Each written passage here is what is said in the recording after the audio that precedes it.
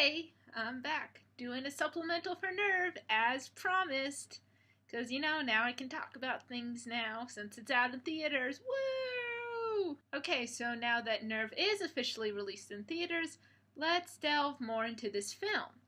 Before I gave my initial thoughts on the overall feel of the film and the book that is the base for the film, but now I'm going to go into a little bit more detail, just some stuff that I couldn't mention before that I wanted to mention related to Nerve. First off, if you're simply looking for a fun thriller, this is it. This is an enjoyable, crazy, trip-filled sort of movie. The kind that's meant to give you a head rush. For anyone scared of heights, the tension will definitely be there. The cinematography in this film makes sure that you feel right next to the characters. You are right in that same spot with the character that's crossing a ladder between two several-story-high buildings. Ugh. And yes, that did freak me out. But I also screamed like a little baby when I went on Space Mountain at Disney World, so my thrill tolerance is a little low. Also, Emma Roberts and Dave Franco are pretty great in this. Emma Roberts in particular. She seems to usually be casted in catty, mean girl roles, and here she was the girl that never takes the risks, the nice girl, the girl who just happens to get sucked into all of this when she doesn't really want to because she wants to be on the sidelines hiding behind a camera. It's not a role that we normally see Roberts in, but she is good. It's not Oscar-worthy or anything, but her character was very believable. And she and Dave Franco balance each other really well. Nice job, guys. You deserve a cookie. The last thing I want to mention is kind of how this film feels a bit connected with the times.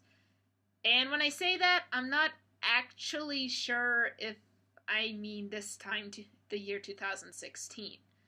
We have tons of modern technology, the iPhones, and everyone filming instantly. Yet, the neon in the scenery gives it an alternative world. Like, this would be 2016 if the game had existed since the 90s. And with that in mind, sometimes I did get a bit of a 90s vibe in this. I'm not sure if it was from the neon or something, but I don't know, it felt distinctly kind of otherworldly, yet still this world, which I enjoyed. And the ending climax does make it feel a bit Hunger Games-ish, especially when Robert's character is, given that speech that every young adult film seems to give now, where you point to all the anonymous faces in the crowd and saying that the terror, all the people dying, it's their fault. It is your fault. Your fault. You in particular. So, yes, that beware of the internet vibe is definitely pounded in the end. But, hey, it's based on a young adult novel, and that's kind of the thing that's happening in young adult novels these days. It's the hip happening thing. Forget Dracula, forget Frankenstein. This possible apocalyptic, this danger of the internet. This is real frightening stuff. In case you can't tell, I'm being sarcastic. My sarcasm skills aren't the best. So yes, there is that beware of internet and computers and the phones thing, but the rest of the movie was fun and exciting enough for me to overlook that annoying, technology is bad, the internet is bad, no one is safe because everyone's dumb. Yeah, I managed to overlook that. The neon was surprisingly pleasing to the eye, and Roberts and Franco's characters are entertaining enough to get involved in the high-risk moments and feel anxious when you saw them placed in these very precarious situations.